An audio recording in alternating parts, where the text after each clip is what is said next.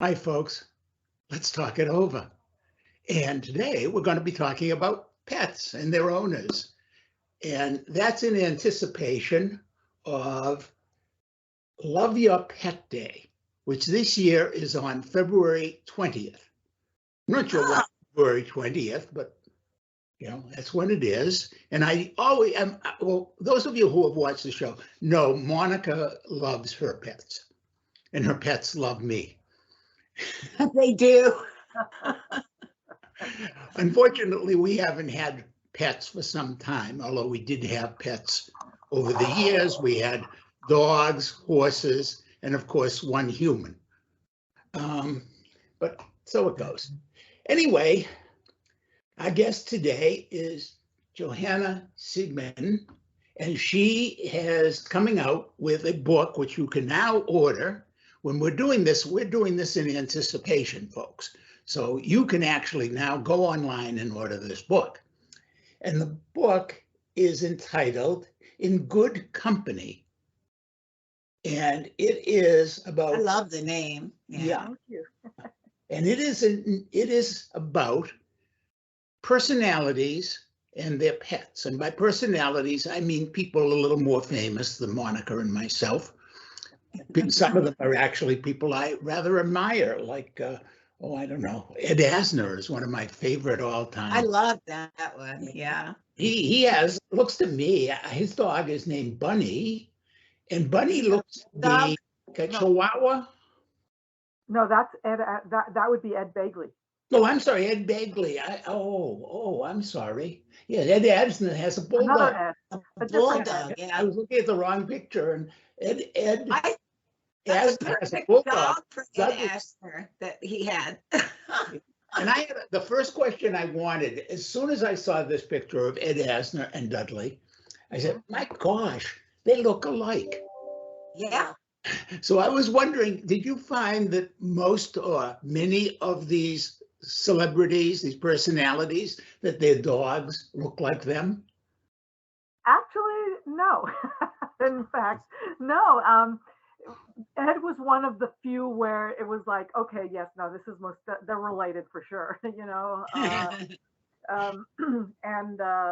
no, in fact, I actually didn't even look for the similarities because the book focuses exclusively on the relationship, and Right. that's what makes these pictures so different from most pet portraits.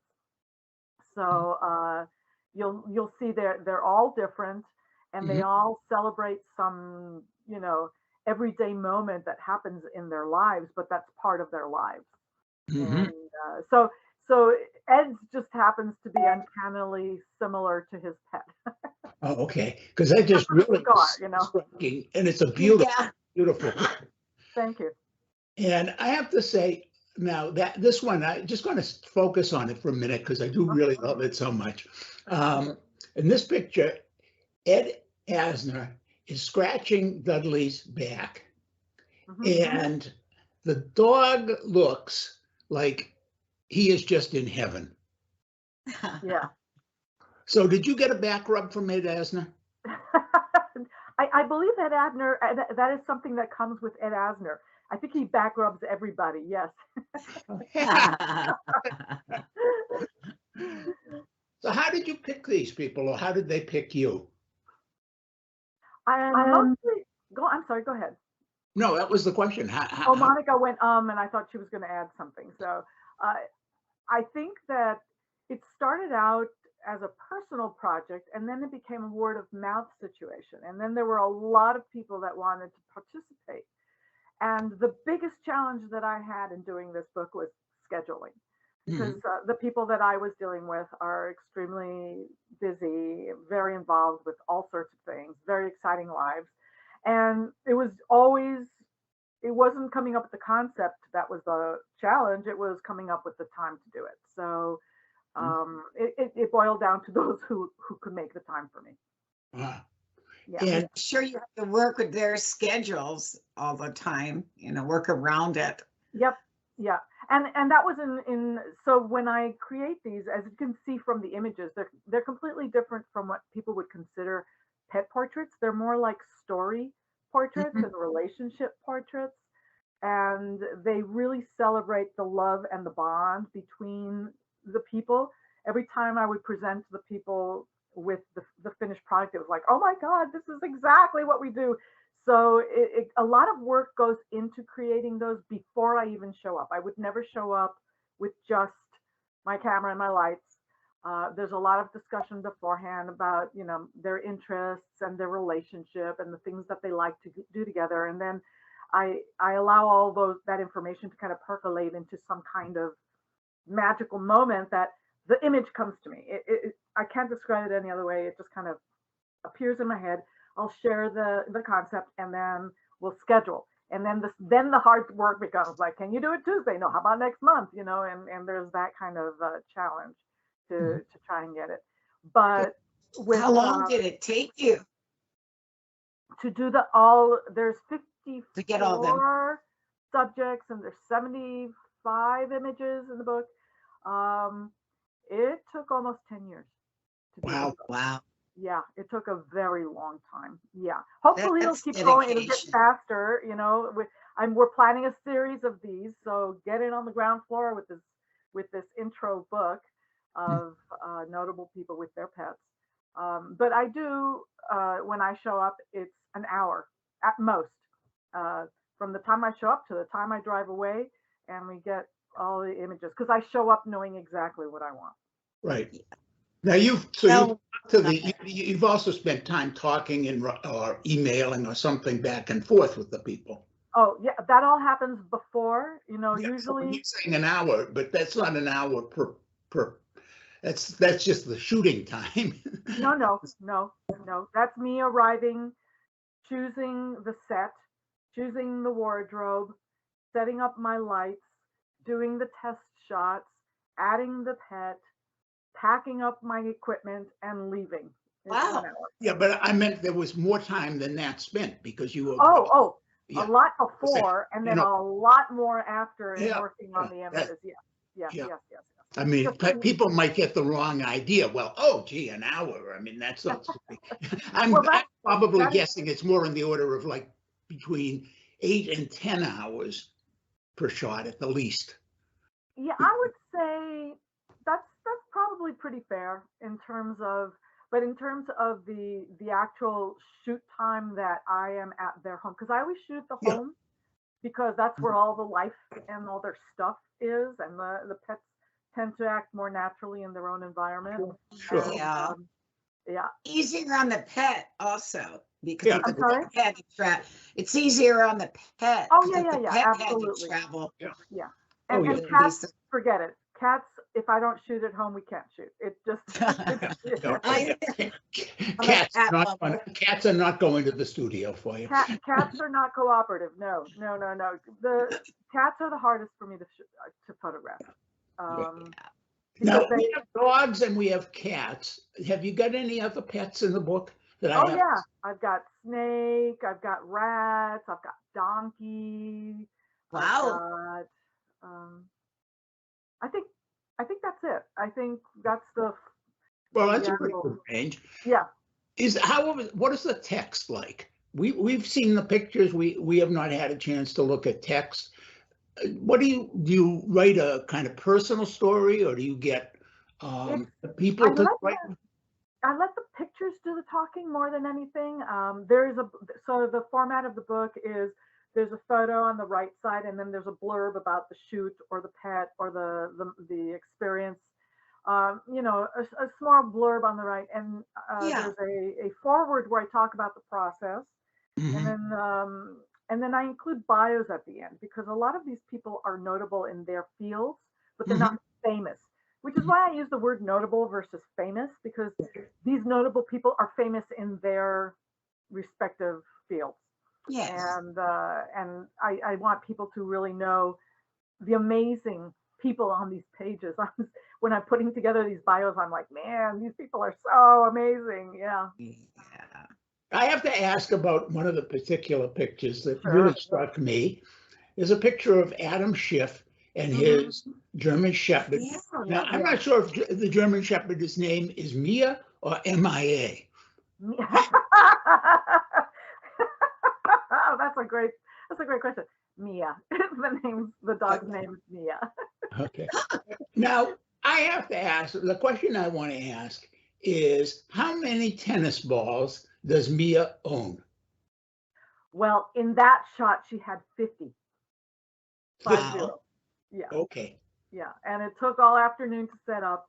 And the congressman was flying. The irony is that I live in LA and he was in LA at the time, but we had to go back to DC to do the shoot because that's where Mia and his family live. Right. And set up the balls and the whole room. If you notice in the picture, the balls are everywhere. They're on the bookshelves. They're everywhere. I know. I love it. That would have been fun setup. He walked in and cracked up. He said, "Oh God, this is perfect." So, and Mia just kept kicking them everywhere because they're everywhere, you know. And so I had to reset all the pic. That was a very labor-intensive shoot. Yes. It was foggy heaven. I have to tell you, I love it. I absolutely love that picture. It just takes me in, and I want to get. The only thing missing is there's no chair for me. I have to make believe that I'm opposite the congressman. Yeah. Well, there's a seat off camera very close by. I didn't include. So you would be there's fine. room for you. And the other one I wanted to talk about for a minute is Dave Scott and Capote, because you use that as the cover, didn't you? I did. And Dave just is joyous. I'm sorry. Just Isn't it wonderful? Yeah, it's joy, and that is, you know, in good company refers to as. I'm glad you like the title. I felt that whenever we are with our pets, we are in good company, and Capote is as exuberant as that picture. When that's how he greeted me the first time we met. Oh wow! And yes, and we couldn't get it. You can't. He drops from exhaustion. He'll keep doing that until he can't anymore. So, so you got a little relationship with some of these pets. Yes, yeah.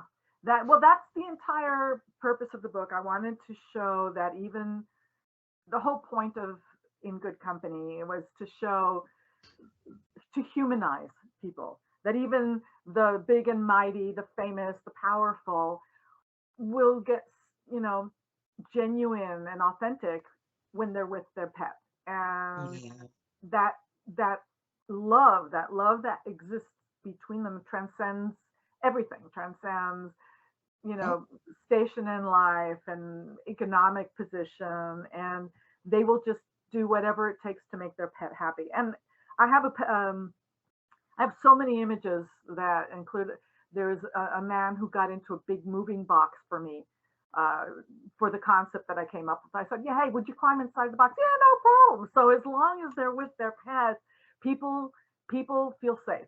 People feel safe to be themselves because, and that was the purpose behind this, is to show the love and the affection and hopefully not only bring love and joy into the heart of people looking at these images, but also to realize that we can, as humans, share that same kind of feeling and love with each other, or at least to inspire us to try to share that kind of love with each other. Well, see, they should all just, you know, Congress should just bring their pets in with them and we'd all be okay. But let you see, I actually have an idea for the doing that, but that's a long term. That's down the road after. Oh, that would be so great. The other side of that, Monica, is then we see which people don't have pets. Yeah, and not everybody has dogs. So no. There are a lot of pets out there that are. I like shooting with unique pets. I've shot with bearded dragons. And reptiles is hard because they don't respond. There's no real interaction with them. You just kind of have to be prepared for their movements and get ready and have everything ready so that when they get into the exact position, you've hit the shutter and get it. Yeah. Now, speaking of others than dogs and cats and other animals, part of the proceeds from this book are going to support an organization, and I want to talk about that organization a little bit. because so a portion of the profits will go to the Apex Protection Project. They are a wolf rescue and advocacy group, and they are trying to improve the communication between ranchers and wolf rescues so that they don't decimate the wolf population, which is what is currently happening. They're seen as vermin, and they're being hunted to near extinction. And I think the biggest story we've heard about the importance of these apex predators, ergo Apex Protection Project, is Yellowstone. When they hunted all the wolves out of Yellowstone, the park started to die. The prairies were drying up, the rivers stopped flowing, the animals were diseased and becoming weak. And when they reintroduced the wolves, it's like the park got rejuvenation injections. They're needed.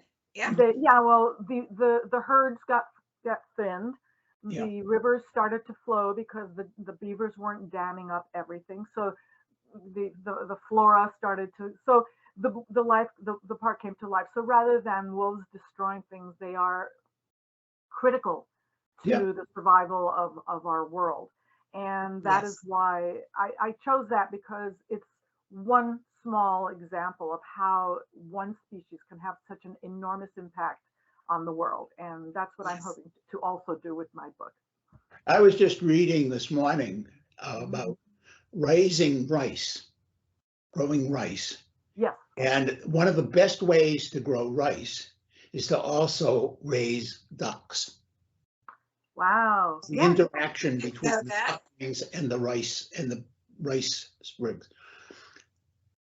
This is something I think we humans have lost sight of, and I think it's one of the great things about your book, because it does, and of course about the Apex Protection Project, is it reminds us that life is interconnected. Yeah, absolutely. And that is exactly it, that life is interconnected. And I chose to photograph people with their pets to remind us of not only the bond between living beings and the sense of respect and love that we share, but that reaches out beyond us into the world.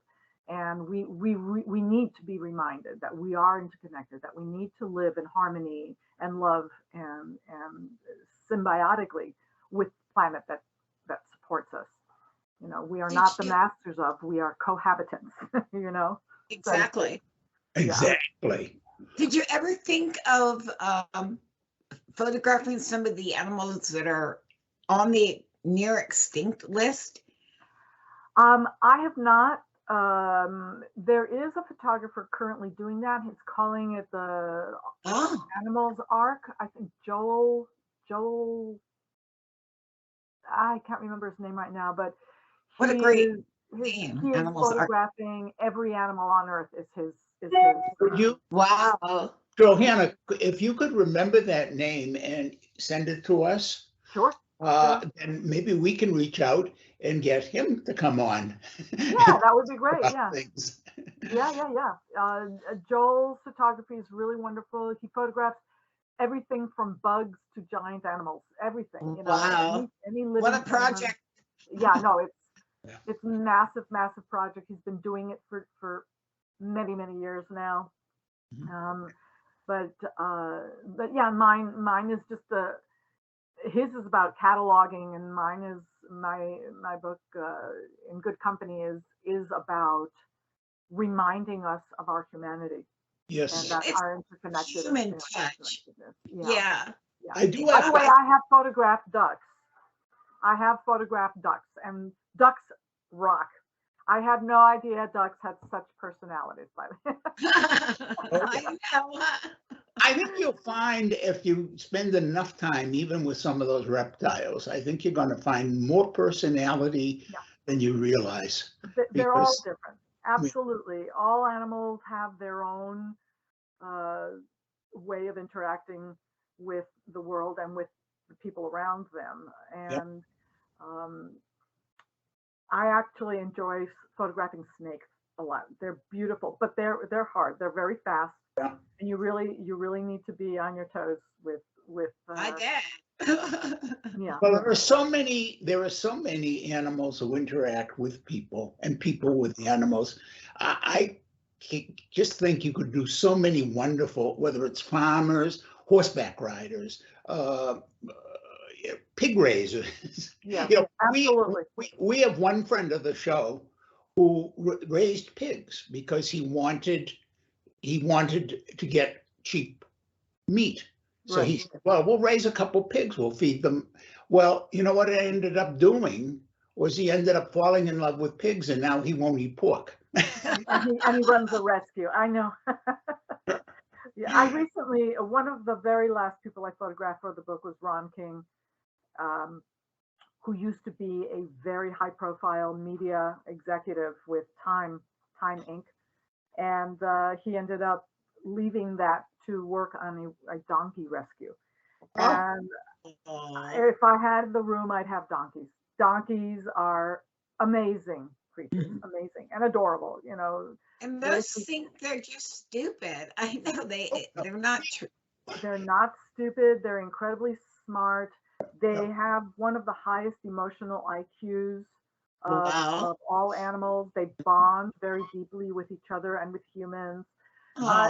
They are, and they're adorable. He rescues them. It's a long story, but he's rescued hundreds of them, and I got a chance to spend time with the donkeys, and I'm like, yeah, I definitely own some of these if I have the space. They are for adoption though. It's called Oscar's Place. Yeah. Oh, right. Yeah. So where can people buy In Good Company? Well, I'm so glad you asked. Right now the book is in pre-order, and it's available at all online booksellers like Amazon, Barnes and Noble, any place where you prefer to get your books.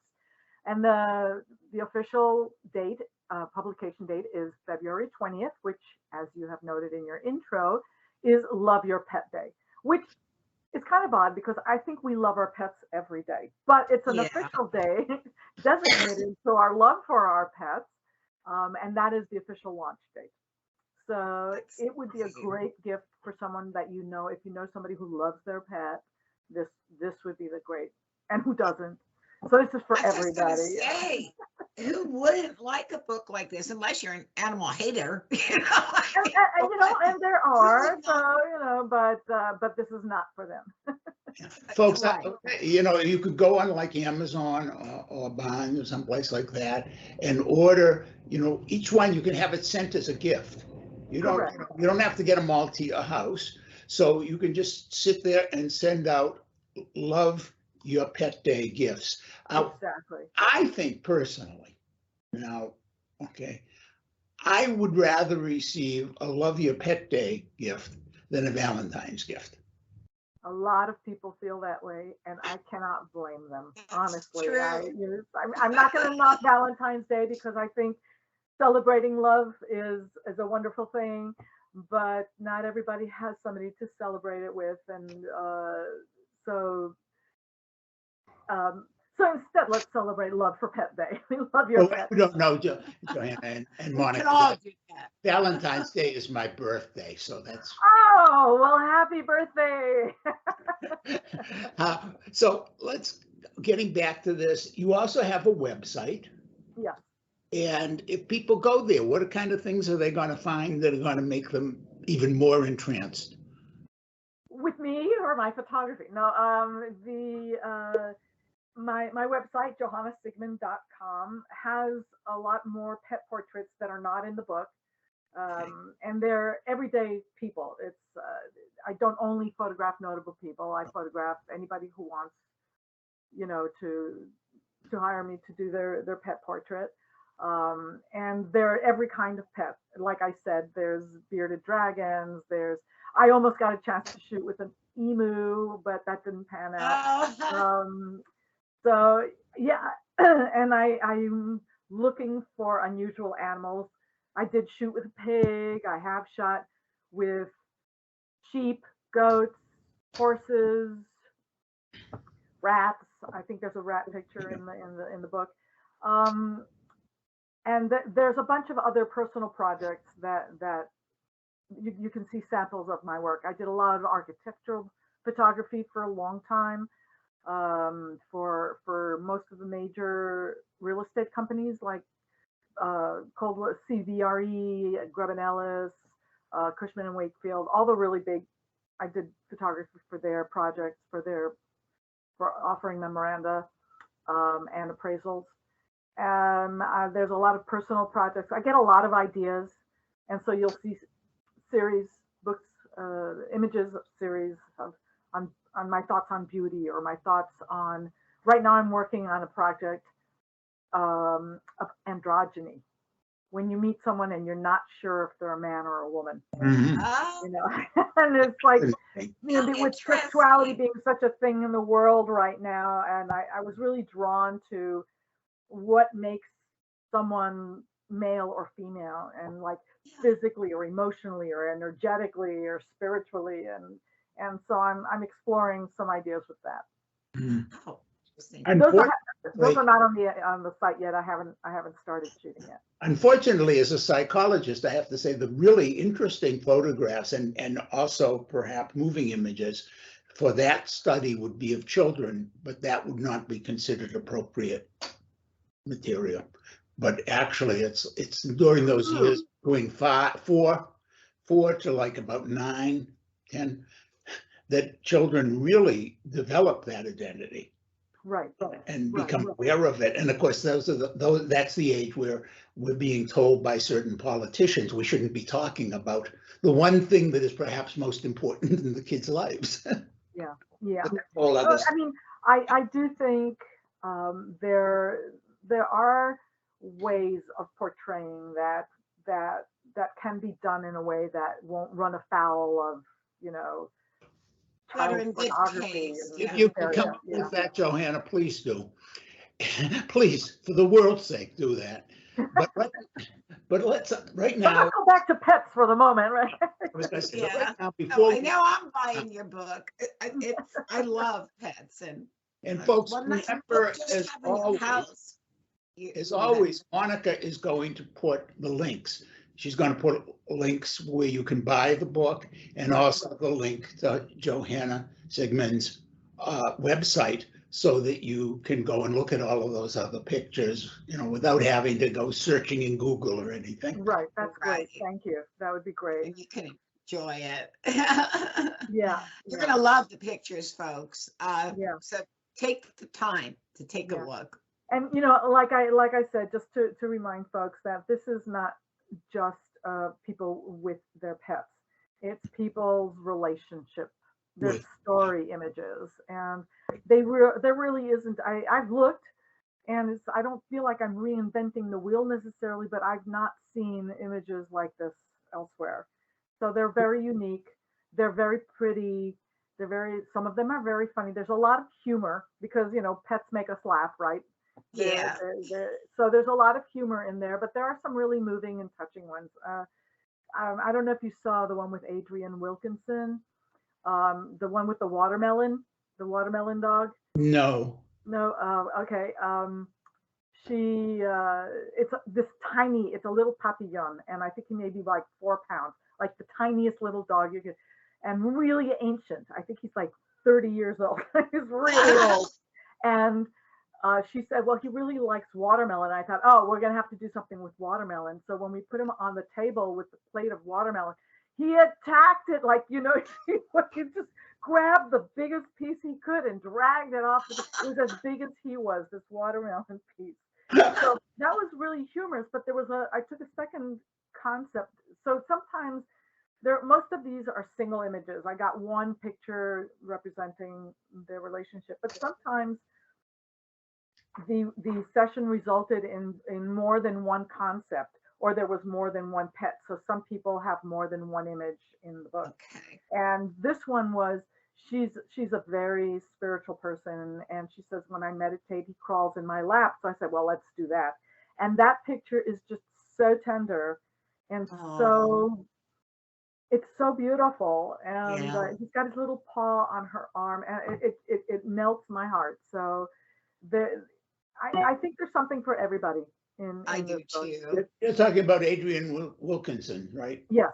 Yeah, because that picture of him in her lap, I did get to see, and that is, I have to tell you, that is one of the most beautiful photographs I've seen. Human, just human photography. It is. She reminds me in this pose of a beautiful Frida Kahlo. Yeah. She's got that quality, and you really feel like the dog is almost, to me, like the dog is not present, not real, but is a spirit. Yeah. I mean, yeah. You're absolutely right. Yes. It is. I think it's seriously one of the most breathtaking photographs I've seen. Thank you. Thank you. It was a very moving image. There's one image in here. Gregory Toroyan, he's another musical director. He works with oh gosh, now I'm Liz Calloway, a whole bunch of big Broadway people, and I was asked if I could they would introduce me to him, except that his dog had passed. And my initial reaction was, well, I need people with their pets. And then that was quickly followed by the thinking, like, well, our pets never really leave us, do they? They're always present. And he had turned his studio into a little bit of a shrine to Vinny. Oh. And so I decided to make a memoriam photograph for him, and it turned out so beautiful. And the experience was very, very different because there was no pet there to interact with. Yeah. But it was about capturing his devotion and his love and his grief with the portraits surrounding him, and all of us, it was a very so many moving experience. Can relate. We are out of time, and I have to ask one more obvious question. Okay, which is, now I'm assuming, and maybe I'm wrong in this assumption, but I'm assuming that each one of these personalities has received a copy of the photograph. Oh, absolutely. My process is to do the shoot. Well, first they agree on the concept, then we do the shoot, and then when I'm done with the image, the way I would like it to appear in the book, I send it to them for approval. So every single image in this book has received approval to be. Well, that wasn't what I was asking. I meant that they have one in their possession, a copy. Yes. Of course. Yeah. They all receive. How could you know? Yeah. Yes. A lot of them have asked. How have they come back to you about that? I'm sorry? Well, this has taken some years. Yes. And, some of these dogs have gotten old, animals have gotten older. Some may have also passed. Yeah. I was wondering if any of these people have gotten back to you about the photograph itself and how it has affected them, their relationship to their pet, anything like that. Yeah, several of them have. Mia, Adam Schiff's German Shepherd, crossed the Rainbow Bridge not too many months after we took that picture. And there are several people who wanted me to photograph their pets right away because they were getting old, and they wanted to have a portrait before the animal passed. Norman Lear got back to me and told me it was a treasure. He loved it. Adam Schiff had it. So I send them a copy of the image for them to use, on a personal level. And a lot of them asked me for prints, and I'm happy to oblige. Yeah, I kind of imagine, like I'm looking at the one right now of Richard Kahn with Lola, I think it is. Who is that? Richard Kahn with Lola. Oh yes, in the billiards, yes. Yeah, and who would not want that photograph in their, I don't know, I'd want it in my living room. Yeah, a lot of people do. A lot of people have said, I want a print of this. and that's where they put it. They put it somewhere prominent because they're works of art. I mean, they're works of art. It's not just a portrait. It's something a lot deeper than the portrait. So yeah. Well, thank you for keeping us good company today, Johanna. Oh, my pleasure. My pleasure. This is a lot of fun. And remember, it's in pre-order right now, available on all online bookstores. In good company, it's notable people with their pets. Now, can we show a few of those pictures? Oh, sure. I didn't want to put you to work that way, Monica, but I was hoping you'd offer. We have to after talking about it. Oh, absolutely. Yeah. Were you going to show them now, or are you going to put them somewhere? We're going to add them. We're to show them now at the end of the show. Yeah, we're Okay. going to add. Okay, perfect. Sounds good. And Thanks. especially the ones we talked about. Yes. Yes, Ed and absolutely. Adam and Adrian. Yeah. Absolutely. Well, we Thank got you so to much. tease people so they can see what they're missing. Yeah. And to see that Hopefully these they're are gonna not drool just your, drool. to see how different they are from a regular pet portrait. Yeah. for That's sure. right. Yeah. That's right. Yeah. Well, thank you so much for doing this. I know it's going to bring pleasure to many people. It already has, the people whose photographs you shot, and it'll bring to so many more. So thank so you much for your stopping time. by. And it was a pleasure to meet you both. Thank you so much. Bye-bye. You're welcome. And Bye. folks, as we promised, here you go. Enjoy. Bye. Bye-bye. Do